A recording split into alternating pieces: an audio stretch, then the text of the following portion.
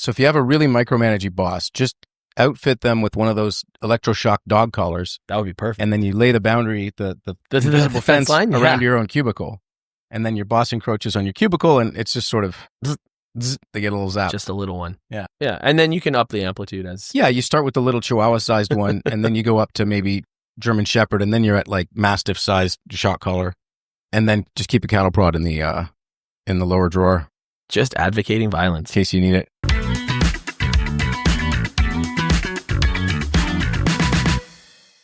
Welcome to Making Yourself Clear. I'm Chris. I'm Patrick. And today we're going to talk about how to set boundaries without being a jerk. That's a good one. Yeah. It's nice to have some boundaries. So sometimes you want to say no, but you feel kind of bad about doing it.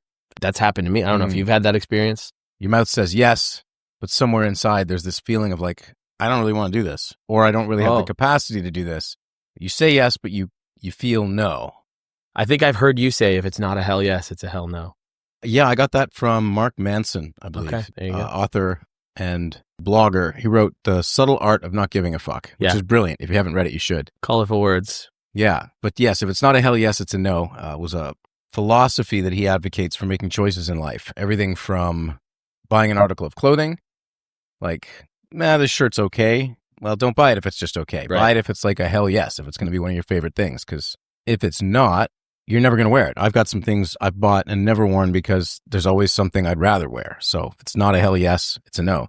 Articles of clothing, taking a job, a relationship, going out to an event, all of these things. It's a good philosophy. If it's not an enthusiastic yes, then what's the point? I'm going to resent the time that I'm spending doing whatever that thing is more likely than not. And life is short and we're inundated. Most of us aren't sitting around with not enough to do. There's probably... Yeah, there's too much to do. Too many options, too much everything. Yeah. And it makes sense to be selective about what you say yes to and be pretty ruthless about saying no. And here's where people run into trouble, where you're invited to a social event, you don't really want to go. Maybe you really don't want to go, but you're afraid to voice that. Or at work, your boss says, can you take on this extra project? Right. Yeah, that happens for sure. And you're already buried and working 12 hours a day. And for whatever reason, you're afraid to just say, hey, you know what? I'm at capacity. I can't take on any more right now without dropping something else. Yeah. Or, boundaries show up in lots of places, right? So we've already started to explore examples, but it could be the way that a person speaks to you. Maybe you've got a friend or a family member who has a habit of speaking to you in ways that you find hurtful or disrespectful, and you're tolerating it and you no longer want to tolerate it. Or I'll go back to a personal example. We talked in another episode about apologies, I think, about this habit I'd been in with my sister of like being late for stuff over years. And this was a thing that she was just no longer willing to tolerate. So there's a boundary around that. Hey, if you're not on time consistently, I'm going to stop hanging out with you. I'm going to stop doing things with you. Yeah. Right? All different examples of boundaries. And we're not talking about being tough with people to the point where you push them away. We're not talking about building up walls. We're not talking about those kinds of boundaries. It's not about being empowered in a way that makes you completely unapproachable. It's about drawing a line, but being kind and most of all, being clear, right? Confident in your choices, clarity around what it is that you're setting up as a boundary so that you can honor yourself and at the same time, like you said, not be a jerk about it. Yeah. And you're touching on something useful there, which is there's a way you can bark at somebody and you can throw up like an ultimatum. Hey, if you don't do this or if you don't stop doing that, I'm going to blah, blah, blah. And you can be nasty about it. And that is seldom most effective, but I think we do it because we let resentment build up for so long that by the time we finally speak up for our values or what we want or need, we've let it build up internally for so long that it comes out like explosively, as opposed to just calmly sharing with another person, hey, here's what works for me, here's what doesn't work for me. And then you're cooperatively navigating the contours of the relationship, which can be super healthy and cooperative and doesn't have to be awkward at all. Even today, my cell phone was going off. We just got back from a long weekend here, and I took an extra day off just to kind of recalibrate because I was off doing some stuff in Montreal. And then when I came back, like everyone else is at work. I'm not. I'm getting inundated with text messages. My boss gave me a phone call, emails and texts, and I'm sitting here like, this is a day off. I'm not going to answer any of this. it's gotten to a point now where people are so accessible all of the time. It's really difficult to set boundaries, and it's even more difficult to enforce them. Yeah, I talk to clients about this all the time. Usually the conversation starts with they're overwhelmed, way too much on their plate, and it's impossible to find any focus time, right? I'm in reactive mode, firefighting all day. Either I'm in meetings or I'm responding to Slack messages or emails, or incoming pings and bings, and everything's urgent and it's whack-a-mole. You burn through the week and realize I didn't have any time to attend to the things that I had said were important to get to this week. Yeah. So one of the core things we talk about is blocking out a couple of focus blocks, like blocks of focus time during the week. Maybe it's a Tuesday morning and a Thursday afternoon where you've got 3-4 hours of uninterrupted time, but you can't just wait for that to happen. No, you've got to be very intentional about setting that up. You have to set it up. And so that's rescheduling meetings. It's actually blocking block a time in your calendar called focus time and letting people know you're doing it. Yeah, that's the other thing. People don't realize that they're crossing a boundary if they don't know where it is. You got to tell them what it is. Got to tell them You what got it to is. tell them what it is. So, and you can tell them why. You can say, hey, look, I'm noticing that with the frenetic pace of work and communication on all these different channels, I'm finding it hard to get to the deep work that I need to do at least a couple of times a week. Yeah. So I'm trying something. I'm trying a couple of blocks of focus time. Here's what they are. And I would ask that you not schedule anything on top of that. Some workplaces, you can put time on someone else's calendar directly. Yeah. So I'm asking you not to do that. I've blocked it off. And also during that time, I'll be shutting off my email inbox, my Slack channel, all the other things. Yep. Don't expect a reply from me during those windows. Yep. I will get to it as soon as I can afterwards. The reaction to that is, I can't just go totally radio silent. So I say, okay, if you have to, leave one channel open, like the bat phone. Have one bat phone. Right. And even in my private life, I have this. Like I've got all the usual things. I got WhatsApp and Facebook Messenger and Signal, but all my notifications are off except for text messages and my phone. And I let my friends know, if you need me to respond on any kind of timeline, like call me or text me. Yeah. Otherwise, I'll check those other channels when I get around to it, but no promises. So we've done a lot of talking about boundaries, right? And you hear that from a lot of people too. Just set a boundary, set a boundary. We talk about boundaries, but no one really talks about how to set boundaries. So that's something we're going to dive into. Yeah, we're going to talk about why they matter, what they are, what they're not, why we struggle with them, and then importantly, some practical tips on how to actually set up some useful boundaries in your life that'll work. So why don't we start with why do boundaries matter? Like, why is this a conversation even worth having? Why is this important? We live in a time where lines are blurred. Work-life boundaries don't really exist. I just illustrated that. You have some clients who have gone through that as well, which can have an effect on the emotional bandwidth that you have and with all of that texting and everything else. So it's really important to set boundaries based on the fact that you don't want to burn out. You want to be available. You want to be emotionally available. You want to be at your best. And when you're not setting boundaries, it creates a difficulty to do that. Yeah. And I think a lot of it's about consciously being in control of how much time and energy you devote to different areas of your life. For example, like here's how much time I'm willing to devote to work. Here's how much time I want to spend with my family or friends. And here are the kinds of behaviors that work for me and that I'm willing to accept from people in my life. Here are the kinds of treatment that I will not accept. There's lots of different contexts, but it's really about getting clear on what works for you and what doesn't. And then communicating with the people in your life and training them to relate to you in ways that work. Because ultimately, if it doesn't work for you and you're pretending that it does, or you're just not addressing it and stepping over it, over time, you're going to build up resentment, and that's going to etch away at the quality of the relationship, and you're going to feel increasingly negative towards the person. Yeah. And it doesn't do anybody any good. One example is a micromanaging boss. Right, who's just all up in their business all the time. And it gets to a point where they're contemplating quitting. Like, I can't handle much more of this. If this doesn't get better, I've got to find a new job. And they want to talk about polishing their resume. And the first question will be, okay, well, have you spoken to your boss clearly about this? And the answer is usually some sort of sheepish, well, I've kind of hinted at it, Yeah. It's never a clear communication. Well, and I mean, that's tough too when there's a bit of a power imbalance. But regardless of that, if you're not stating clearly what your boundaries are, people don't realize that they're crossing them. But even in the case of the power imbalance, if a person gets to a point where they're considering quitting their job, there's a conversation that's worth having. Yeah. Because if you're out the door anyway, What have got nothing to lose? What have you got to lose? Better off sitting your boss down and having a conversation about what works and what doesn't, and seeing if you can negotiate a relationship that's going to be better. So that's kind of why it matters, mixed in with a little bit of what they are. Maybe that's a good segue into what are boundaries? What do we mean when we talk about what boundaries are and what aren't they? We've got borders, we've got boundaries, we've got limits. You're expressing a clear limitation on my time is available from here to here. I'm willing to do this. I'm not willing to do that. It's a limit.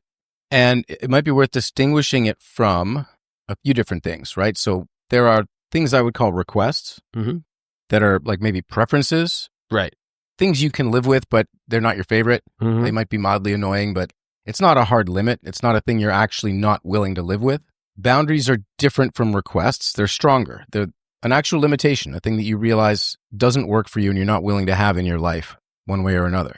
We talked about feedback, which is sort of similar in the sense that the conversation about it might be awkward and uncomfortable, and you might be reflecting something back to someone about their behavior that doesn't work.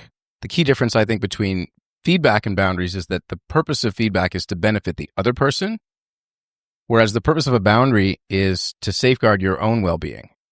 When you offer feedback, it's for the other person's benefit, and it's a gift you give them. A boundary is a gift you give yourself, just to honor what works for you and what doesn't. So we're not talking about ultimatums. We're talking about a clear and specific guideline for other people to follow. It's an important distinction, right? With ultimatums, I looked up the definition earlier, and it's something like a final negotiating position or a final demand you make on somebody, and then with the threat of retaliation or consequence or harm done to them otherwise. So like in an escalating war dynamic, right? It's if you do this, we're going to bomb you. Right. There's a punishment element to an ultimatum. Okay. So with boundaries, it's not about punishment. It's not about a thing you're going to do to another person. You're not trying to control their behavior. You're just getting clear on what you're going to participate in and what you won't. Right. And so it's the choice part isn't you better do this or else. It's here's what works for me. Yeah. And if we're going to continue interacting in a productive way, here are my terms. And if not, then, well, that's something we should get to, right? Right. Yeah. So here are the things that I find acceptable. Here are the things that I don't find acceptable. And I'm willing to participate in a relationship or interaction or partnership as long as these terms are being met. And if they're not, then I'm going to withdraw from the partnership. Right. And I think that's an important piece, which is if the boundary isn't met, what are you going to do? Sure. And it's not something to retaliate against them. It's a choice you make for yourself. Yeah. So it's not what I'm going to do to you. It's what I'm going to do for me. Yeah, that's well said, for sure. That also raises a question. Can you set a boundary if you're not willing to remove yourself from the situation? I think you can. It's just a weak boundary. You're kind of playing chicken at that point. You're bluffing if you're not actually willing to make the choice. If what we're saying is true, if our definition, like a boundary sets a limit on what you're willing to tolerate in your life, and someone consistently crosses that boundary, if you're not willing to remove yourself, then it wasn't a real boundary. And so that's something to keep in mind. Like you really want to get clear for yourself. Is this a real boundary or are you just upset in the moment and you're trying to label it as one? Right. And if it is a real boundary, is it something that you're comfortable actually enforcing? In my experience, there have been a few points in life where I've reached a place where, okay, this is actually a boundary, but it's kind of after the anger and the upset when there's just this clarity that, oh, this isn't working for me. And those are the times when I've had conversations to end a romantic relationship or quit a job. And I've actually left. And it wasn't out of anger. It was just out of clarity that this dynamic isn't working for me. Yeah, I mean, sometimes that's going to happen. Sometimes you're going to get clear on a boundary after the fact. And then you're presented with a choice. You can go to the person who has violated the boundary and say, listen, this is a boundary for me. It's been violated. So in future, I need you to know that because you didn't. And I'm giving you the benefit of the doubt. Right. Or maybe there's something that needs to happen to restore the relationship before things can continue. It's also possible that you might just come to a point where you go, that was a boundary for me. Now I'm clear on it and I'm not willing to talk it through because it's a violation and I have to move on. I think one of the key points here is you don't want to use boundaries lightly and you don't want to take them lightly when someone else expresses one either. No, for sure. Check in with yourself to make sure that it's real. In other words, it's a real boundary if, and I'd say if and only if, you're actually willing to remove yourself from the situation if that boundary continues to be violated. Yeah. And it's not like a one strike and you're out thing necessarily.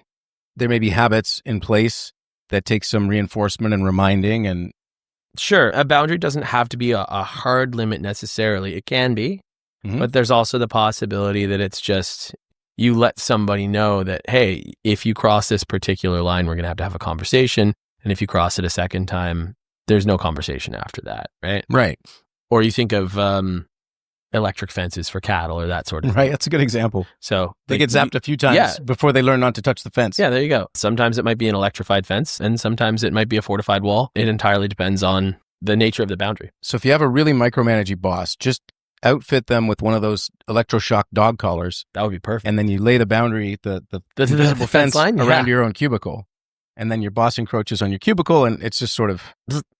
They get a little zap. Just a little one. Yeah. Yeah. And then you can up the amplitude as... Yeah, you start with the little Chihuahua-sized one, and then you go up to maybe German Shepherd, and then you're at like Mastiff-sized shock collar. And then just keep a cattle prod in the lower drawer. Just advocating violence. In case you need it. Let's talk about some things that boundaries are not. I mean, we covered this a little bit, but they're not ultimatums, like you said. It's not, if you do this, I'll do that to you. It's, here's what I'm willing to live with, and... if this continues or if X or Y does or doesn't happen, like I'm going to have to make a choice for myself. Yeah. It's not doing something to the other person. It's doing something for you. It's a subtle difference. And like in the context of a relationship, if the choice is I'm going to remove myself from it, the other person may hear it as an ultimatum because there's a pretty fine line between I'm not willing to live with this. Like say if your partner has a habit of yelling in arguments and you really aren't willing to be yelled at, it's like, I won't tolerate being yelled at in a relationship. So this needs to change or I'm going to have to reconsider. They may hear that as an ultimatum. And sure, practically speaking, there's not much difference, but the intention is different. So it's not I'm punishing you. It's I'm protecting me. Taking the yelling thing, right? You could say, the next time you yell at me, I'm gone. I'm leaving. Or you could put it in terms of, I'm willing to have this conversation, but we can't raise our voices. You're saying the same thing. You may want to be explicit about the severity of it or how important it is to you. Yeah. Because one thing is sort of a preference. It can be like, I prefer not to be yelled at. And another might be, hey, I'm actually unwilling to be in a relationship where this is a dynamic. Yeah. It's not about changing somebody else, right? We're not setting boundaries to make people behave differently. So I think that comes back to what we were just saying. I'm not trying to change your behavior, but I'm letting you know what I'm willing to accept as treatment. So you can yell, but I'm not going to be here for it. Right. You can continue to yell. That's just... in a sense, it's both people have an opportunity to make their own choice, right? Like I'm not telling you can't yell. I'm telling you that if you choose to do that, I'm going to have to choose to leave. And both people can be... That doesn't mean you can't yell. You can keep yelling. I just won't be here for it. You just got to find someone who's comfortable with yelling, who that's not a boundary for them. Yeah, and there's something like this might almost feel like a bit of a semantic game we're playing. Right, like you can yell, I'm just going to leave. Well, how is that? How's that different? How am I not trying to change your behavior, and how's that not an ultimatum? Yeah, and I think the difference is in the background. Right, one of them is I'm trying to dominate you and make you do a certain thing.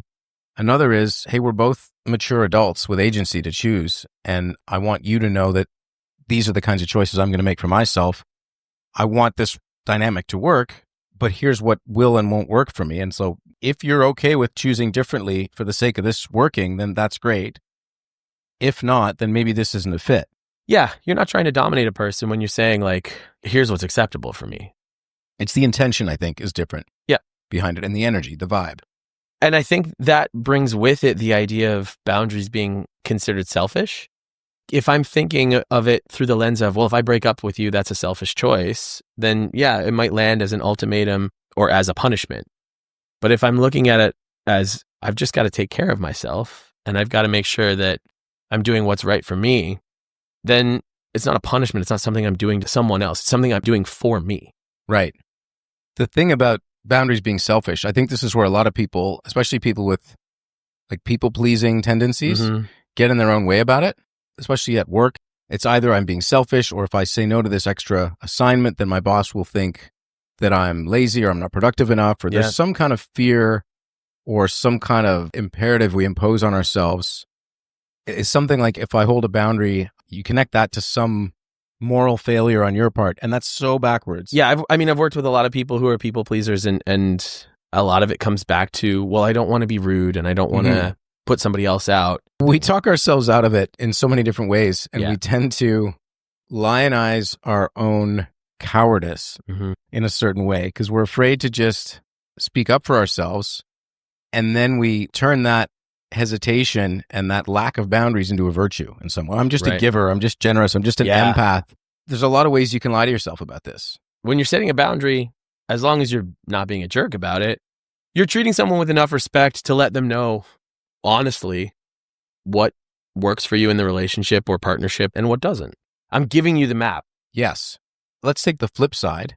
Who's been in a relationship where things are humming along and then seemingly out of nowhere, your partner is really upset with you for something and you find out that they've been upset with you for this thing you've been doing for months. Yeah. And you didn't know. You had no idea. Yeah. You had no idea. Sure. So by not stating a boundary earlier, they've denied you of the opportunity to know how to relate to them in a way that works. One big one is the threshold for cleanliness, right? People have different thresholds for what is clean and what is dirty. Yeah. Like in terms of a house, like what's messy, what's neat. What's messy, what's neat. Yeah. So like if I finish with a plate of food and I put it in the sink and then I'm going to clean it later in the evening, like that might be acceptable for me. Or later in the month. There might be some people out there who see that and, you know, it's like as soon as you're done, you clean your tools, you put them away. So that creates some difficulty in navigating relationships. It does. If you were to do that over and over and over, and the person you're with is a neat freak or someone who has a lower threshold for messiness than you, and you don't know it, and then all of a sudden it becomes this big argument, it's like, hey, hang on, I didn't realize that leaving a dish around was going to create this kind of... Right. And most people in relationships generally want their partner to be happy. Yeah. Because if your partner's not happy, it's going to be a hard time for you as well. So you want to know how to make your partner happy. One of the ways you can help the relationship is by being clear about your boundaries. You're telling your partner how to make you happy. You're telling them how to win the game. It's like you're giving them the cheat codes. Yeah. Yeah. It creates a space where there's less resentment. It creates a space where there's less confusion. And it creates a space where there's less conflict. And there's clarity. Yeah. And it's a cleaner energy overall. I had to laugh when you talked about the neat freak versus slob continuum. Yeah.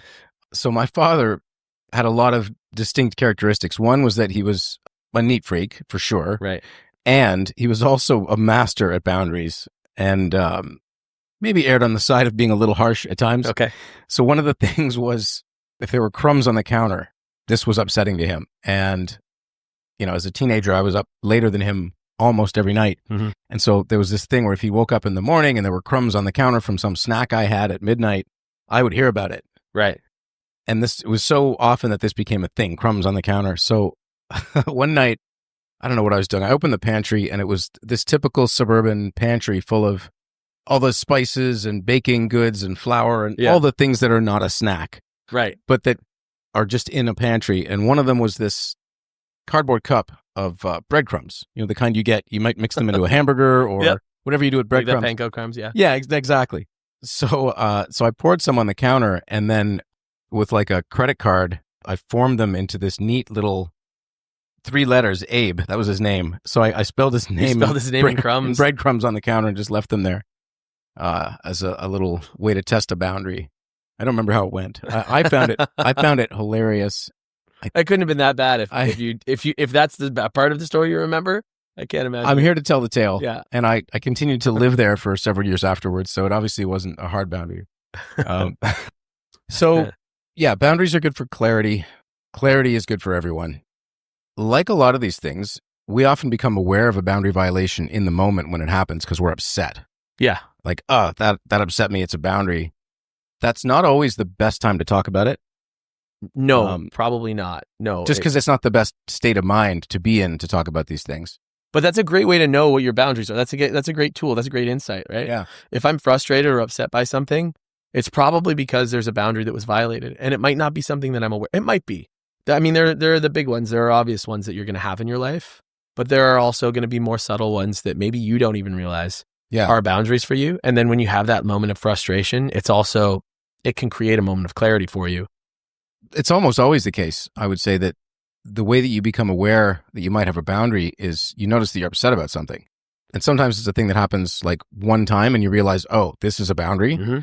Like if you're in an argument with your partner and they're throwing plates around the kitchen, it's like, okay, well, this is violence. That's not okay. Yeah, I'm not okay with that. At one time, you get clear on that one. Other times it may slowly creep up on you, like the work-life balance thing. It may not happen all at once, but over the course of weeks or months, you realize that work is creeping into the rest of your life. I get an email every time I take a day off. I'm not comfortable with that. That's not going to work for me, right? My day off is my day off, and I can't be having phone calls, and I can't be having emails, and I can't be having, Slack messages coming in. Yeah. And when you're upset, when you notice resentment building or anger or frustration over time or suddenly, like that's a good place to look. Is there a boundary here that I haven't acknowledged and that I haven't communicated to the relevant other people? The other thing about boundaries is sometimes a boundary might no longer serve you. That's something to consider as well. Like, is this a boundary that you absolutely have to enforce and it has to be there? Or is it something that maybe might be an insight into an area where you might need to make a shift? Is this pointing out a blind spot to you? That frustration, that resentment, it might be pointing to a boundary, but there might be another layer to it. Very good point. Because sometimes when we get upset about things, it's our own triggers. Sometimes it's a me thing, not an out there thing. Yeah. And this isn't licensed to just go and start making demands that the world conform to your preferences. Yeah. Because you're not willing to deal with your own unresolved stuff, right? So you want to check in. Is this a me thing? Is this a thing I need to work out for myself? Is this a thing I should be this upset about? I would argue my dad could have softened his take on the crumbs on the counter a little bit, but sometimes it's not a you thing. It's not a you thing that you're willing to work on, right? Like we can bring acceptance to all sorts of things. You hear stories about people that are wrongfully convicted and they're in jail for the rest of their life and there's like nothing they can do. And you've got to find a way to bring a mindful acceptance to that. Right. Because you have to in that case, right? But if you're not at a place where you have to, reminds me a bit of the accept it, change it, or leave it. For sure. Sometimes there are things that are going to happen in your life that you're not excited about, and you have three choices. You can accept the fact that it's happening, and you can navigate it. You can try and change it, or if that doesn't work for you, then you can leave it. Or option 4 is to suffer. We usually start behind door number 4, typically in the suffering mode, which is how we know that there's something we're not happy with. And then it's, okay, if I don't want to suffer anymore, I can accept it, change it, or leave it. Right. And when we say accept, I don't mean accept in like the resigned, resentful acceptance. Well, that's suffering. That's the suffering. Yeah. It's the truly making peace with it. Yeah. And in any long-term relationship, there are things about your partner you're going to have to accept. Things that might annoy you. And then you realize, okay, I don't want to die on this hill. I love this person. This part of them, I'm just going to accept as part of the package. I'm no longer going to get upset about it. Dan Savage has a great saying where he says, no one is the one. There are some 0.85s out there that you're going to have to round up. Exactly. Yeah, he calls it the price of admission. Right. So, if you want to ride the ride, you got to pay the price of admission. This is the price of admission. Yeah. So some stuff goes in that category and you say, okay, I'm just going to accept this, meaning I'm going to chill out about it and just let that be. And then there's some things that are just not going to be acceptable. Right. And that's when you have the conversation of, is this something that can change, or is this something that it's just not acceptable and I have to leave it. Yeah. So that's precisely where we are in that continuum. Things that you start off not liking, are unwilling to accept and make peace with indefinitely. Yeah. And so now your options are change or leave. And the boundary conversation is in hopes of not having to leave.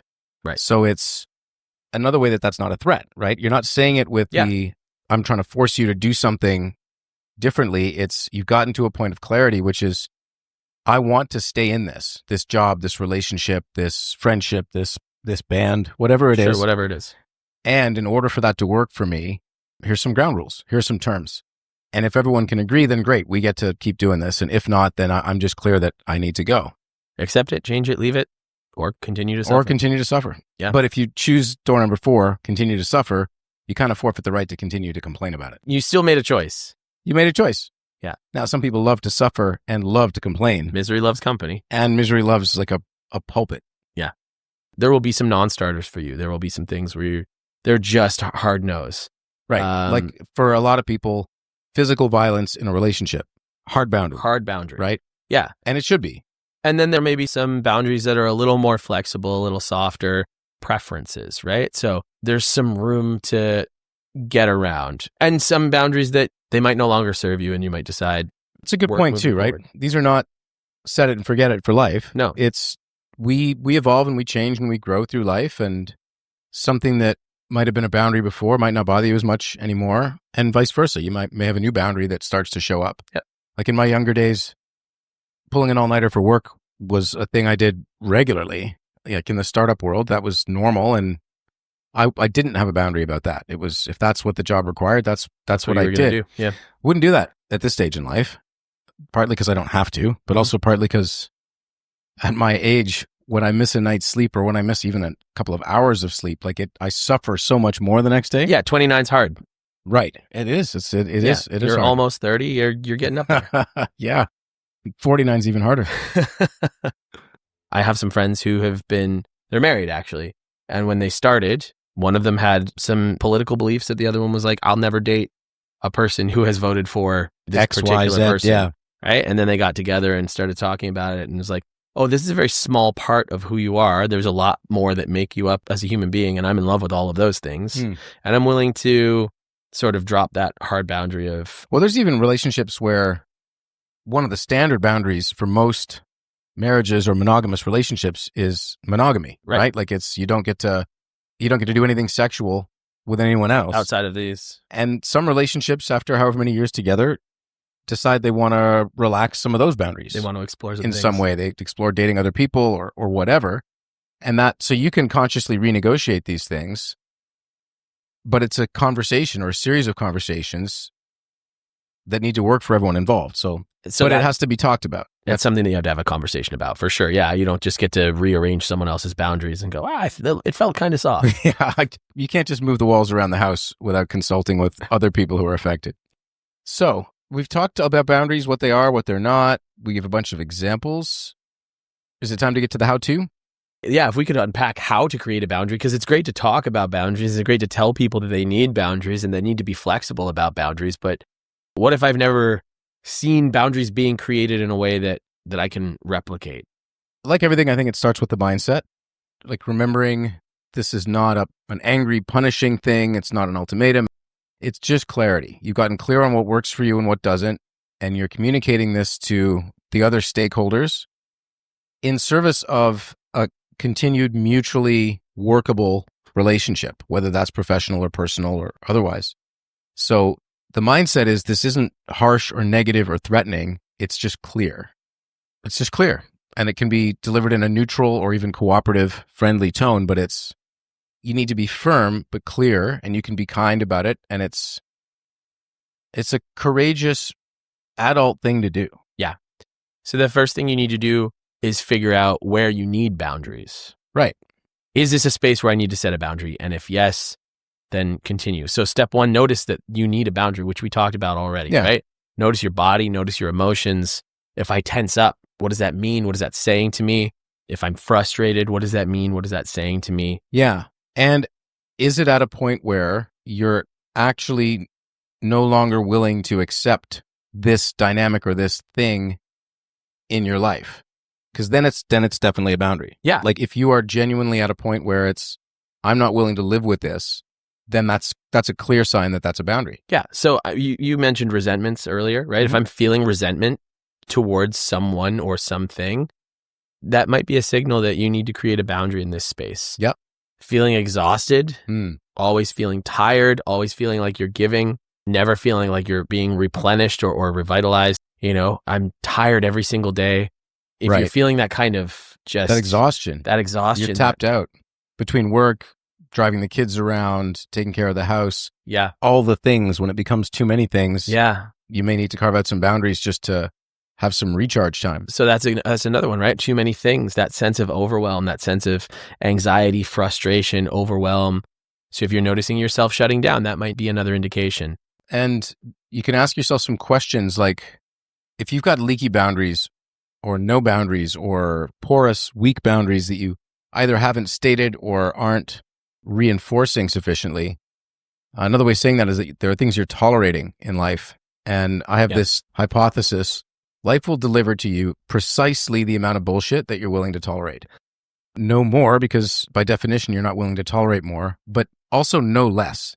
If you're counting on life's generosity to dole out less bullshit than you're willing to take, I wouldn't bank on that. It will max it out right to the limit every time. So if you want to get clear on how much bullshit you're willing to tolerate, take inventory of how much you have in your life, and that's your answer. And if you would rather have less bullshit in your life, you got one control, and that's your tolerance level. How much are you willing to tolerate? And the way to tolerate less bullshit is to set better boundaries. You got to just dial that down a bit. What am I tolerating that isn't actually working for me? Mm-hmm. If we're asking questions, like where am I putting up with bullshit where I shouldn't be putting up with bullshit? Right. Yeah. Because you might notice how different people in your life have different amounts of bullshit in their lives. Yeah. You might be envious of the amount of bullshit that somebody has. And, some of that might be privilege and wealth and other things. Sure. But also a lot of it is just where they set their tolerance level. Yeah. If you start off in the same place and end up in very different places, it's sometimes because one of you was willing to tolerate more stuff in your life that didn't work than the other, and the other tolerated less and then had more bandwidth to pursue things that furthered their own goals, wishes, dreams. Yeah. Right? So a good exercise is if there were no consequences to what you were going to say or do, what would I say if there were no consequences? Where would I create some boundaries? Totally. And then cost is another thing. Yeah. Like what's it costing you to continue tolerating things that you don't want to? Yeah. Are you anxious? I have had some clients who have said that to me, right? I wake up in a cold sweat at 4 a.m. because I know that the clock is going to hit 6 in 2 more hours. Wow. So what does that tell you? Right. Yeah, definitely a sign. The bigger question, and this is the end of the bit about why do we not do this very well? Why do we suck at this? Is what are you afraid will happen if you set the boundary or if you try to? The benefits are pretty clear. Why don't we do it? Well, we're afraid of something, right? And it is either that we're afraid of someone's reaction. I don't want to upset them. If it's with my boss, I don't want them to fire me. Or it can be a self-imposed judgment. Like, oh, if I do this, that means I'm selfish, or that means I'm a bad person. Right. Or if I set boundaries around how many events I'm willing to drive my kids to, then I'm a bad parent. Or it's the then piece. And then this judgment you impose on yourself that might get in your way. And that's worth really examining closely because there are a lot of martyrs out there who suffer. They'll suffer long and hard rather than actually creating a life that works for you and therefore works for everyone. Yeah, I can remember working with one person and they were talking about a partnership, a business partnership, and they wanted to extricate themselves from the business and just sort of get bought out. And they were staying in the partnership for a long time. And eventually I just sort of said, like, what's holding you back? Why are you not setting this boundary? What's the cost? What are you afraid of? And they said, well, I don't know how they're going to survive without me. And it's like, okay, they will. They'll be fine. Right. Or maybe the business will fail, but it's not somewhere you want to be anyway. And if it is, then maybe you talk to them about buying them out. But when they heard themselves say it, they just kind of snapped out of it. And I just heard this huge ego come out of my own mouth, right? Well, they're not going to survive without, like, everyone's going to survive without you. We're all going to be fine. Right. You know, we've been doing it for millions of years. But yeah, getting in check with just, what are you worried about? Yeah. There might be impact, but where we get the math wrong on that one is we will stop in our tracks contemplating the impact of the, like, what if I do set this boundary? Yeah. And then we won't actually do the other side of the equation, which is, well, what if I don't? What's the impact if I don't? Right. What's the impact on me? You know, the overwhelm, the resentment, the exhaustion, and then maybe it's the little passive aggressive jabs and snipes that show up in the relationship, or the resenting your own kids for having busy social lives, and like, or if you started a business with a best friend and now all of a sudden you, like, I was at a bakery a little while ago and just buying some bread and talking to the guy about the bakery, and he's like, yeah, I started this with my best friend. We don't talk anymore. Right. It's like, that's not good. It happens. It happens a lot. So it's largely about choices. And I think that's a theme in a lot of things we've talked about, is just getting clear-headed about what are the dynamics that we're talking about and what are the implications of choosing one way versus another, and then making a conscious choice. Right.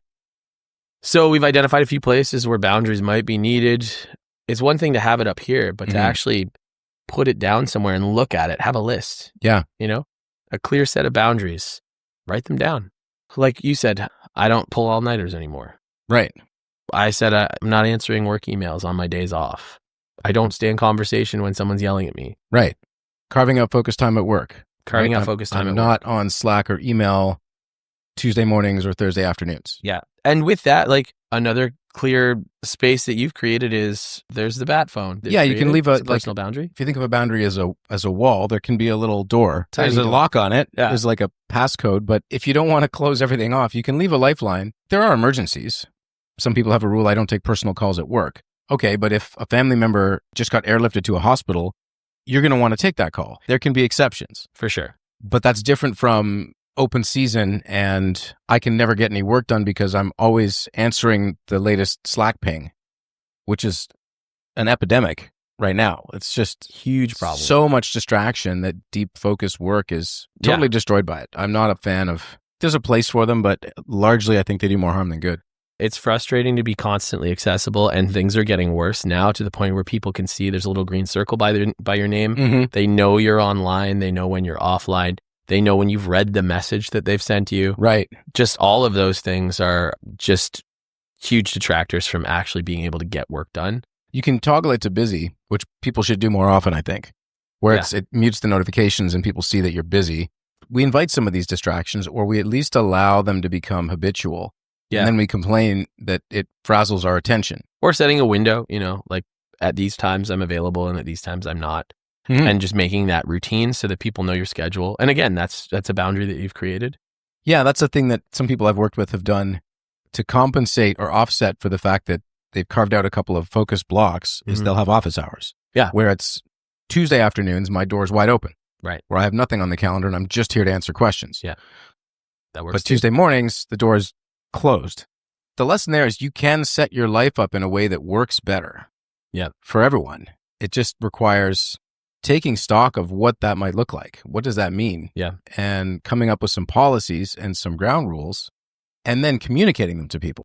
And it's probably not a super long list. Like I don't have that many hard boundaries that I've had to articulate and enforce with people. There's a few, but I could probably count them on one hand, two at most. Mm-hmm. I have a lot of preferences perhaps, but a lot of that's flexible. There are a few things that are not. So your actual hard boundary list is probably not super long. Yeah. And it probably changes from relationship to relationship or from work to personal interactions. Yeah. And you may have boundaries in the background that you never need to articulate because in a particular setting, they're just never brushed up against. Yeah. Like your job might not be in the habit of messaging you on weekends and expecting a response. Right. In which case that can be a boundary, but you never had to voice it. Yeah. Until it starts to happen, and then maybe you need to voice it. So they can be invisible until you need to make them visible. Mm-hmm. And then check your boundaries against your values. Boundaries are strongest when they're connected to those deeper values that you hold. A lot of the examples we gave earlier are maybe more practical or pragmatic, like work-life balance and some strategies around that, like not taking calls on weekends. That's a pragmatic thing. Infidelity in a relationship is not just a practical matter. It's about trust. Right. And I need to be able to trust you. And this violates that. And so that's not okay. Yeah. Well, take your work-life balance thing that you just mentioned, right? If something you value is family time, then work-life balance is going to be incredibly important to you. And not taking emails when you're spending time with those loved ones is going to be crucial because that's the core value. Yeah. So it might feel like a pragmatic thing, but if you dig deeper and you ask why a couple of times, you might dig down into something that like, oh, actually, this is brushing up against a core value. That's why I'm finding it so frustrating. Right. There was one that I've enforced different degrees at different stages in life, but it's one that I liked. And it was actually that I don't participate in gossip and I won't tolerate people gossiping around me. And the reason for that was if you're gossiping about someone who's not there, one of the impacts of it is it can serve to kind of taint or poison my impression of a person. Right. And I don't want that. I don't want my impression of someone else to be tainted with dirt on them. They're not there to defend it. Yeah. And if you're sharing something with me that you then don't want me to share with them, like don't let them know that I told you. Now I'm in a position where I have to hide something from this person and I didn't volunteer for that. I don't want to have things hidden from people in my life unless I absolutely have to. Yeah. So don't put me in that position. And I just would gradually train people in my life. Hey, I really don't like gossip. Please don't do that around me. That's not a judgment. I'm not saying you're a bad person for doing it. I'm saying not around me. Don't put that in my space because it implicates me in something. Yeah. And I'm not willing to do that. And people learn that about me and stop gossiping around me. So if we can make sure that things aren't brushing up against our values and that our boundaries are in relation to our values, it makes them that much more easy to enforce. So mindset stuff was where we started, and then we kind of went off on a bit of a tangent. On a bit of a detour there. Yeah. There's the how-to, there's the resistance that'll come up, right? And recognize your mind's tendency to rationalize why you don't have to do this or shouldn't do this. Most of that's just anxiety and fear, and then a way you're talking yourself out of doing something. Some of it might be conditioned culturally or from your family of origin, like don't be selfish and always take care of other people, think of others first. A lot of those things are limitations we impose on ourselves that go back to way earlier in life and might be due for an upgrade. Like as an adult, we all have boundaries. We all need them. And if you have leaky boundaries, your life's not going to work and you're going to resent people. And then you probably aren't even going to voice it. And so you'll have all this covert hidden resentment. Yeah. That's not healthy, not just psychologically, but even physically. So you have to give voice to this. And it's not about pushing people away. It's actually teaching them how to stay connected to you in a way that works for the relationship, for you, and therefore for the relationship. So you probably have an area in your life where you have some boundaries that have been clearly identified. We talked about connecting your boundaries to your values. Think about one boundary that you have. What value does that connect with? Why is it important? Boundaries are about clarity, I think, is one of the big takeaways, right? And once you've gotten clear on what works for you and what doesn't, where the boundary is, how do you have the conversation? How do we have the conversation? How do we enforce our boundaries? When we started with how do I enforce my boundaries without sounding like a jerk? Yeah. Well, first you have to state them clearly, and then there's the enforcement, I would say, comes after you know what they are. I can't enforce a boundary that I don't understand myself. Yeah, and you have to communicate it first. So like get clear on it for yourself, and then you've got to communicate it to others, and then after that, there's enforcement, because in a lot of cases, it's not going to be enough to just state it once. Yeah. We are creatures of habit, and we have these patterns that we fall into. And so it's almost certainly going to be the case that even when you do communicate a boundary, someone will brush up against it or cross it either inadvertently, or anyone who has kids knows they will test your boundaries on purpose. Yeah, some people will do that. Right? Don't reach for the ice cream, and then the hand starts to slowly creep towards the ice cream, and they're looking at you. It's like, no. Don't leave crumbs on the counter. No, and they're just like, they're testing the boundaries. So people will test you deliberately. Yes. And I knew it was serious when my mom was like, I'm going to count to 3. 1, 2. I'd actually never found out what happens at 3. Oh, well, after 2 is 2.5 as far as I'm concerned. There's a 2.5. That's where I would get to 2.5. Right. I don't know what comes after 2.5. Okay. So you never got to 3 either. I never got to 3. I got to 2.5. 3 was a bad place. We knew that. So boundaries will be tested. That's just a fact. Sometimes it's by accident. Oh, sorry, I forgot. You did say this matters. My bad. In which case, great. No worries. Remember next time. Sometimes it's a little more sinister where it's like, how serious are they about this? I'm going to push. Yeah. Either way, that's when you have to defend the boundary. You have to reinforce it. But let's start with how do you communicate what it is in the first place? One of the secrets here is going to be directness, because that's going to create clarity. One of the things that can happen with directness is it can come across in a kind manner, and also directness can be abrasive and rough. So the best combination is going to be kind and direct. I'm going to be clear about my boundary. I'm not going to sugarcoat it, and I'm not going to apologize for it. Right. And then in terms of kindness, I'm going to acknowledge the relationship, the humanity the other person has.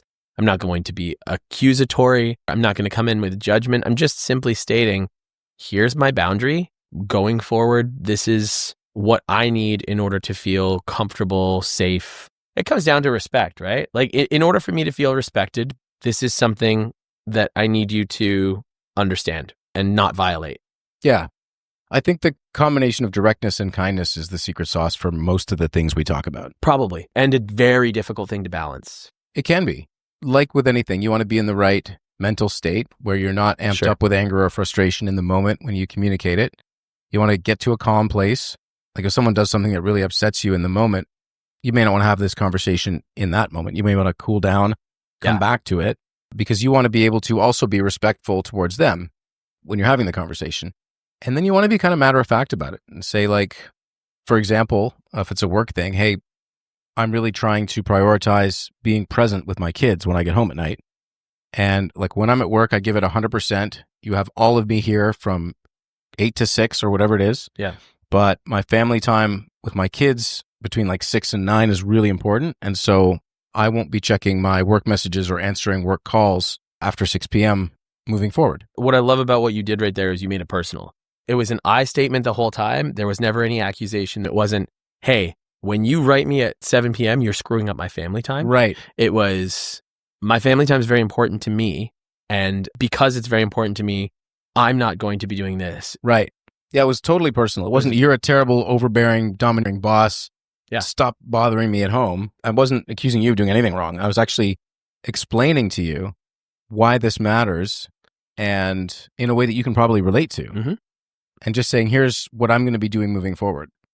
I noticed that after these kinds of conversations where we're gossiping, I feel drained and I feel like there's an undue amount of stress on me to keep this secret now. I feel dirty about it. Yeah. So going forward, I'm not going to be involved in the gossiping conversations. And if that's something that you need to do, it's not something that you can do with me. My sister had one years ago.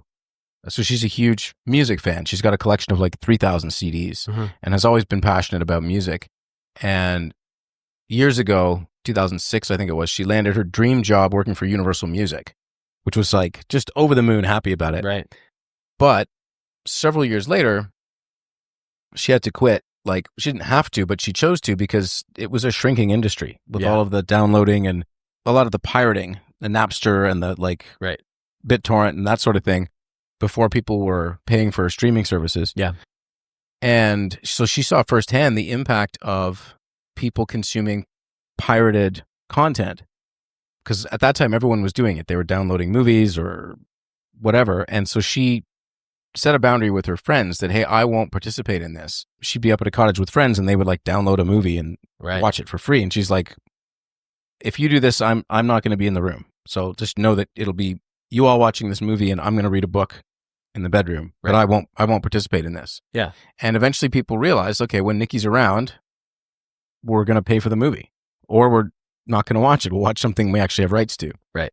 So that was one. And, you know, she didn't necessarily do it in a way that was like, well, sometimes she did. She was yelly and judgy about it. But in her higher moments, it was just factual. It wasn't yelly and judgy. And it was like, hey, this doesn't work for me. Here's why. And that's probably when it was more effective. Yeah, for sure. And she could speak personally, like, hey, myself and people that I'm close to are personally affected by this. The artists themselves and everyone in the industry. And like, I had to leave my dream job because there was no future in it. Yeah. Because of this. So I won't participate in it. And I would appreciate if you wouldn't either, but that's your choice to make. And I think to dig in on what you just said there, you know, at times it was yelly and judgy. That's going to happen. When you've got boundaries, like you're not going to be perfect about establishing them all of the time. At some points, you might find yourself in that space of overwhelm or frustration. But what's great about this is the more you practice it, if you were to speak to your sister, she would probably say like, yeah, that might have happened. But as I got more secure with stating that boundary, I got better at being clear about it in a way that wasn't so angry. That wasn't so angry. And if someone pushed back at that point, maybe it becomes a different kind of conversation. I'm reminded of something. So all through my childhood growing up, my dad had his tools in the basement. Yep. And there was always like, everything had a place. Okay.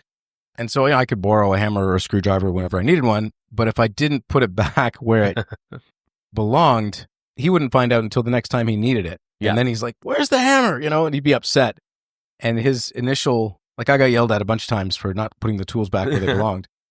But there was one time more recently where he was just very calm. He calmly said, hey, I have no problem with you borrowing my tools, but inevitably when I need one of them, it's when I was trying to do something else and it broke. Mm-hmm. And so now I'm already frustrated and I go to reach for the screwdriver to fix the thing and it's not there. And now I'm doubly frustrated, and can't actually fix the thing to get back to the thing I really wanted to do.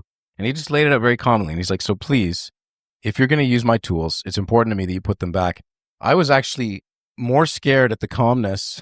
I would almost have rather been yelled at. Yeah. Because of the history. I knew what it took for him to be that calm about it. I had a similar sort of thing where my best friend in high school had a a boundary for himself that like I won't be hung up on during a conversation if it gets heated. So if we're talking on the phone and we get into an argument and you hang up on me mid-sentence, I won't take phone calls with you anymore. Oh, okay. And I didn't know that, and I hung up on him in the heat of an argument at one point, and then called him back, a couple of minutes later, and he said like, I will pick up this one time.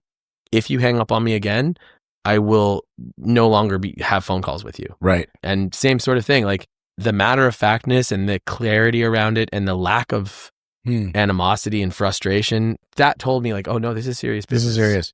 I did something, this was a few years ago in the height of, there was all kinds of conspiracy stuff on Facebook about, it might have been about the 2020 election, which, my history with Dominion Voting Systems, the company that was being falsely accused of rigging the election. And there was a Facebook friend who was posting a bunch of this conspiratorial nonsense on my wall. And I started off by engaging with and debunking some of it. And then I realized that wasn't going anywhere. And eventually I was like, look, I have to ask you to stop posting this stuff on my feed. Yeah. And they wouldn't stop. And then I just calmly explained, look, I've tried to reason with you. I've tried to provide the counter evidence. Then I asked you to stop posting this on my wall. And you didn't honor that either. So I'm going to block you now. It's not out of malice. This isn't punishment. I can't allow my Facebook profile to be used to signal boost this kind of nonsense. Yeah. So I'm blocking you now. No hard feelings. I wish you well. And then I blocked her. And that was a good example, I think, of setting a boundary. Setting a boundary and enforcing the boundary. Yeah, the block was the enforcing. Yeah. So you were clear about it. You communicated it. And then I never tested the hanging up thing again. We're still friends. Right. So shout out to Christopher. He doesn't like Chris. That's another boundary that he set. He doesn't like being called Chris. He prefers Christopher. One of the very few. I was only ever called Christopher when my mom was really mad. Right. Yeah. It was Christopher David. Oh, geez. So what did we say about how to do this? You want to be direct. You want to be kind. You want to be clear. You don't make it personal. Speak in the first person, in the I, right? Like, I am making this choice for my life because it meets a need that I have, and you're informing them. And that's how you state the boundary. Now, how do you do that at work? There is a power dynamic at play where potentially, you're afraid of disappointing your boss, etc. It's a common question. How do I say no to this extra assignment? And you don't necessarily have to say no in that case, but you can say something like, okay, boss, I'm happy to take this on, but it's going to mean I'm going to have to deprioritize something else because I'm at capacity. So if this is important, like, here are the other things I'm working on. Yeah. Help me sort out what to deprioritize to make room for this. Right. So you're not saying no, you're saying yes, but you're also acknowledging the reality of the fact that you have a finite capacity. And most bosses will be amenable to that. They'll either look at what else you're working on and realize that the thing they just asked you for is not that important, in which case they might say, oh, never mind, it's not urgent, or I'll give it to someone else. Yeah. Or if it is the most important thing, they'll say, yeah, great, take this other thing off the list or bump that by a week and do this instead. And that's fine, because we're talking about getting closer to reality here. And we've got some people right now who are screaming at us saying, well, what happens if they're not reasonable like that and they say, no, you can do all of this? Yeah, that's a good question. You can say, well, look, the only way that I could get all of these things done and still be on time with all of them as scheduled is if I were to work until 10 p.m. and on weekends. And I'm really not willing to do that. Now, what's the risk? The risk is if that's the expectation and you're not willing to meet it, like, you might be afraid of losing your job or being denied a promotion. And those things might actually happen. We're back to choices, right? Is this really a boundary for you? Accept it, change it, or leave it. Leave it. There may be consequences. Some people might not be okay with your boundaries, right? And sometimes those people are in a position of some power over you. And are you willing to make that choice with eyes open? Yeah. Because there are certain jobs where the expectation is, yeah, you work 90 hours a week here. This is the culture. This is how we operate. It's an investment bank. We work that hard, or it's a startup or whatever. This is where you have a real choice to make. You are either willing to operate according to that expectation, or if you're not, then it is time for you to look for another job. Yeah. That's when it's a real boundary. If you're not willing to make that choice and you're just kind of stating it and hoping, and if the boss says no, you're going to go along with it, then it was never a boundary to begin with and you were bluffing. And you don't want to bluff with this. It's not a tactic to try to trick someone into thinking it's a real boundary. It's a calm, clear choice. Like, if you're not willing to walk away from it, it's probably not a real boundary. Yeah. And then recognize that that's your choice as well. Like if the boss says, no, I need you to do all of this, and you say, okay, I'm going to acquiesce, there's a way in which you're choosing to do that. Now, you can't just flip a switch and get a new job in some cases. And yeah, I mean, I get that with some clients too. And so what I'll tell them is, do it until you don't have to do it anymore. But that's also a choice. Again, accept it, change it, leave it. Part of accepting it can be, I'm going to accept it for now. I don't have to like it. Right. And I'm going to actively try and change it in the process. There's always a choice. You just might not love any of the alternatives. Yeah. Because I have clients who are living and working in the US and they're on an H-1B work visa. And they may not like their job or they may not like the workload, but they really have limited flexibility because that visa requires a company to sponsor you. And it's not so easy to just get a new job. If you get a new job with another company, they also have to be willing to sponsor you through the whole visa process. So it imposes some limitations and an additional power dynamic. Mm-hmm. And I feel for people in that spot because in a lot of ways they're kind of trapped. If you lose your job, you've got to leave the country within 30 days or 60 days or something. So it's not just losing a job. It's you've got to uproot your family and move them back to your country of origin. Mm-hmm. So there are pretty severe consequences, pretty impactful life consequences if they choose to walk away.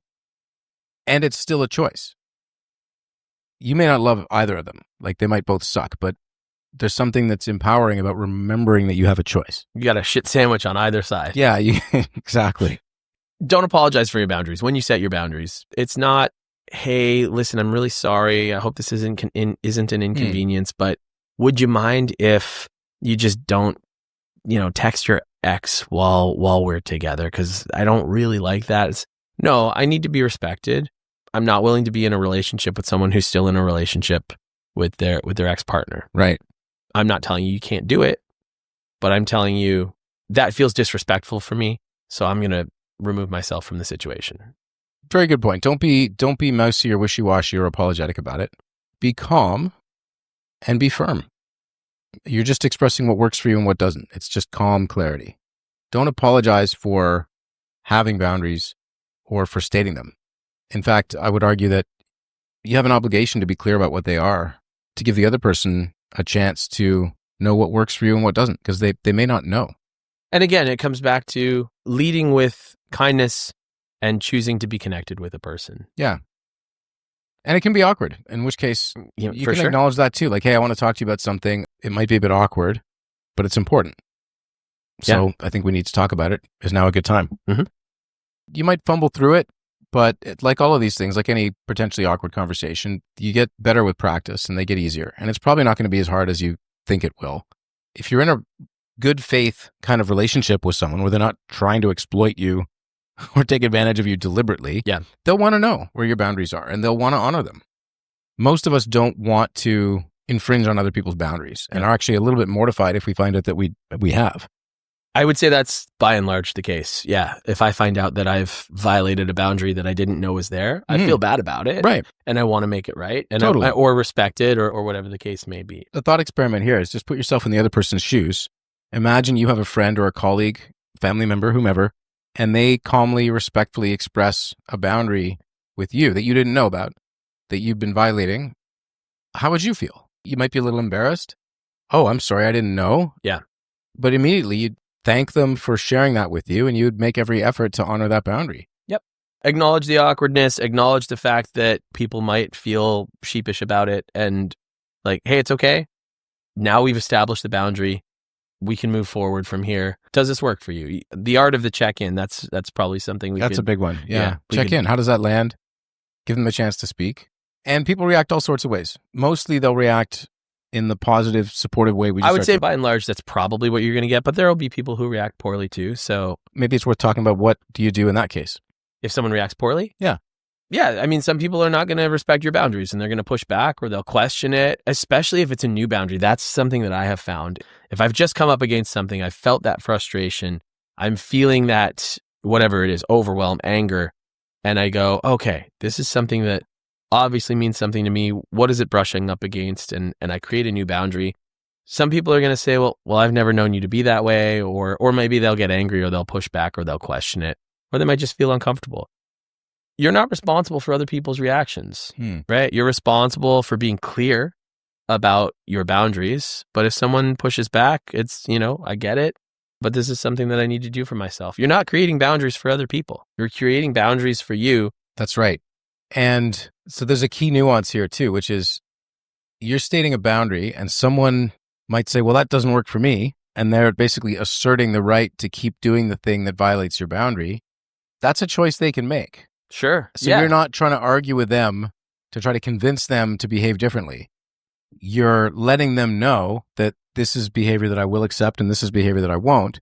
So you can just respond with, hey, I hear you. I get it. That's your choice to make. But this is something I need for myself, right? Bring it back to my phone call with Christopher when I hung up on him. Like, it's just a little thing. Yeah. He didn't tell me you can never hang up on me again. He said, if you choose to hang up on me again, I'm just not going to have phone calls with you anymore. Right. It didn't take away my agency. It was a very clear communication of, if X, then Y. You're going to make your choice and I'm going to make mine. My sister, back to the lateness thing, she has a friend who is still not just late, but flaky. Mm-hmm. So they'll make plans and her friend will cancel fairly regularly. And she set something up where it was like, look, it doesn't work for me to carve out an evening or a block of time and then worry that it might change last minute. And now I can't make new plans. So new rule, we can only make last minute plans where you're available right then and there. Right. It's like, hey, do you want to meet for lunch right now? Okay, great. Yeah. And only in my neighborhood. So that if you still don't show up, it's a 5-minute walk back home. Right. So it was just carving out. And it was not in order to punish the other person. It was in order to maintain. It was for her to respect her own time and in order to maintain a workable relationship. It's like, I still want you in my life. Yeah. But this pattern isn't working. Right. Here's something that might. If it's last minute and it's local, then it minimizes the impact on me and I still get to see you. But I'm no longer willing to plan weeks or months ahead because I just don't trust that you'll show up. Yeah. So a few examples that you can adapt to your own life right now. Phrases that you can use to enforce some boundaries if someone is pushing back. I appreciate that you're digging in on that. I'm not interested in discussing it. This is not a conversation that I'm going to continue. Right. Or I hear that you're upset and I understand, but I'm not going to continue the conversation if it's disrespectful. Right. I appreciate the invitation. I'm going to politely decline. Or I'm going to pass on this one. I'll take a rain check. Or I'd rather set my hair on fire. That's a good one. But thanks for asking. That one might not land quite as well as the others, but you could try it. You could try it. It depends. And the delivery matters. Practice for the week. Express one boundary with clarity. Out loud. Out loud to yourself and notice how you feel. Remind yourself that setting boundaries is not a mean practice. It's not a mean-spirited thing. It's not a punishment. You're being clear. You're being honest. And you are giving someone a clear map as to how to respect you. Right. Now you said express it out loud to yourself. Yep. Next level is express it out loud to the other person or people in your life. So now it's not just to yourself, it's out there in the world, right? You've carved out, here's the line in the sand. Last piece, we've talked about stating boundaries clearly. Yep. What do you do to reinforce them over time? It's usually not a one and done thing where you just say it once and then everything changes. What happens when mom has to count all the way to 3? So what happens when we have to reinforce our boundaries? Mm-hmm. You might have to repeat things. You're will. probably going to have to. I mean, Chris spoke to that earlier. Not because people are trying to be disrespectful, but because you've created a new dynamic for them that they weren't aware of. Yeah. You're trying to change a long-standing pattern that exists.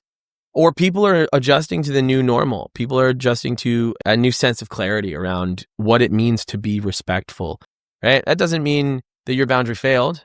It means that you're teaching people how to treat you. So just normalize it, right? Hey, just a reminder, I don't like to gossip. So if you're going to do that, please don't do it around me. Don't do it around me. Hey, we all know that I don't listen to music that is pirated. We all know that I don't watch movies that are pirated. So either throw that iPod out the window or I'm not going on the car trip. Right. Whatever it is. We're being consistent. Some gentle reminders over time and it's going to take a few repetitions for people to remember. You're just training people into a new pattern of how to relate to you. And sometimes people have a negative connotation around this idea of training people. Right. Like, oh, it's like training a dog.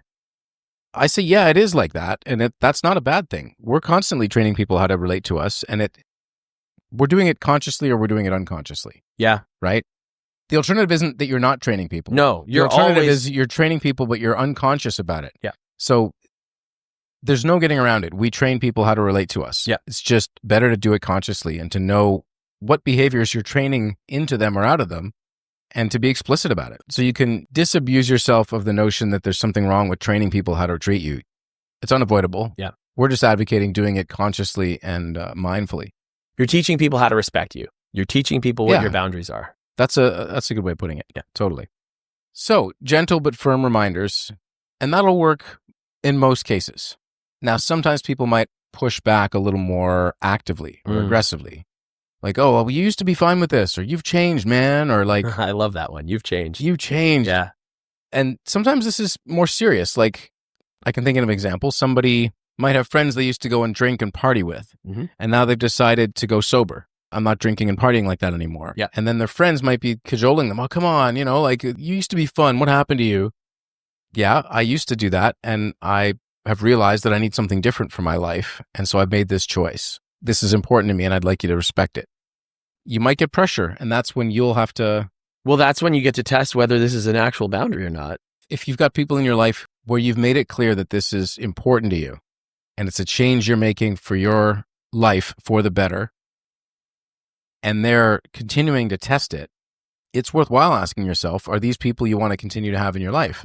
If you're going to keep those people in your life, what's the cost to you? Yeah. If you're going to shut this boundary down that you've created for yourself because someone got uncomfortable with it or they challenged you on it, what is that going to cost you? Or even if you maintain the boundary, do you want people in your life who know that this is important and are still consciously choosing to try to talk you out of it? Yeah. Like, say you've given up alcohol because you've determined that that's what you need for your life. You want to go sober, and you've got friends that are trying to tempt you into going partying again.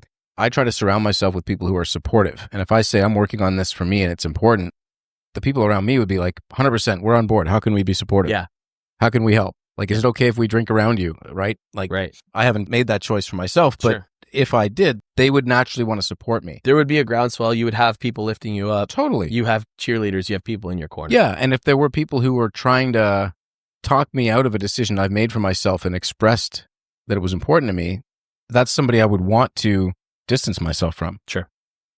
There are people who are probably listening to this right now who might not have that same sense of self, or that might not be their character, and they might feel guilty around Or what if it's a family member? What if it's like a parent? Yeah. So what do we do? How do we manage that? Like, if I'm uncomfortable that it's making someone else feel uncomfortable, how do I manage my own sense of guilt? Other people's discomfort is their business, not yours. We said that earlier when we talked about pushback, right? So Yeah. you are trying to carve out the life that you want for yourself. Your needs are valid and your boundaries are valid. And their feelings are valid too. These things can coexist. It's not your job to sacrifice or compromise your needs for the sake of someone else's feelings. Right. Because it's a game you can never win. 8 billion people in the world. Maybe you've got 1,000 in your life that you interact with on a semi-regular basis. You can't go through life compromising your needs to account for other people's feelings, just like it would be unreasonable for you to expect them to constantly be catering to yours. We're responsible for our own feelings. Yeah. That's why you're carving out a boundary, to protect your feelings. They get to make similar choices for theirs. And so be willing to be with someone else's discomfort. That can be a huge obstacle for people, but it's a huge step forward in your own growth, is be willing to sit with someone else's disapproval or discomfort or pushback or anger or whatever it is. If this really matters to you, let them have their reaction. They will either come to respect your boundary in a way that, and maybe there's a conversation to be had. Maybe there's even some negotiation about it, but they'll either engage in a respectful way in good faith, and ultimately you'll come to a place that feels mutually workable and supportive, or not. And then, the or not is the ultimate enforcement of the boundary, which is you've done all the work to try to change it. At the end of the day, if none of that works, then you're left with the accept it or leave it. So, check in here. What's a boundary that you've set that you might be struggling to reinforce? Is there something or someone that's pulling you back into old habits? And what would it look like if you were to hold that boundary in a firm but gentle stance starting this week? And what would it feel like? How would you feel about yourself to see yourself as someone who does that, who holds a firm but gentle line with someone? It's super empowering. Yeah. A good way to look at this too is not through the lens of self-improvement, but just being honest with people. You're not trying to get better. You're not trying to be a better version of yourself. You're trying to be a more honest version of yourself. Right. That's a really good point, because there are things that already either work or don't work for you. This isn't about creating something that doesn't already exist. It's just about accurately describing what's already true. If a thing doesn't work for you, it already doesn't work. You're just being honest about it with yourself and with others and giving everyone a chance to engage in a way that works. Mm-hmm. One of the themes you may have picked up on through the conversation, or maybe not, so we'll make it explicit, is this isn't just about a communication tool or strategy. It's really about self-respect. Yeah. It's about respecting yourself, teaching others how to relate to you in a way that feels respectful to you. That's worth doing. And in the worst case, it's about filtering people out who aren't willing to treat you in a way that you've defined as respectful. And if people are constantly trying to challenge that, then you may have to ask the tougher question. Are these relationships you want to continue participating in? So a couple of questions to finish this off. Where in your life are you feeling stretched too thin where you might need a boundary? Is there an area in your life where you know you need to set a boundary and you have not yet done that? Maybe just name it. You don't need to take action today. If you're feeling confident and comfortable enough, you could take action today, but just naming it is the first step, creating that awareness. And what could you put in place? What shift could you make in your life? And what would it feel like if you stopped compromising yourself for the sake of not rocking the boat or keeping the peace with others? So set a boundary if you need to. And hop online and buy yourself a cattle prod. There you go. As always, we hope this was useful. If you liked it, please like, subscribe, forward it to friends. That helps us a lot. And as always, thanks for tuning in.